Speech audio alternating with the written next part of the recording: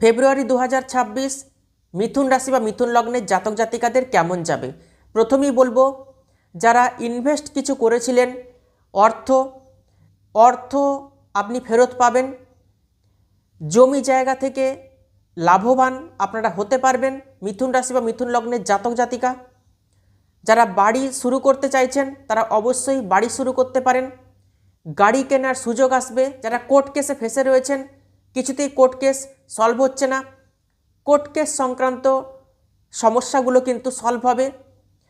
শত্রুতার সমস্যায় যারা জেরবার রয়েছেন, কর্মক্ষেত্রে পলিটিক্স, পাড়া প্রতিবেশীর থেকে পলিটিক্স, এই পলিটিক্সগুলো কিন্তু বন্ধ হবে। সন্তান ভাগ্য অত্যন্ত শুভ রয়েছে।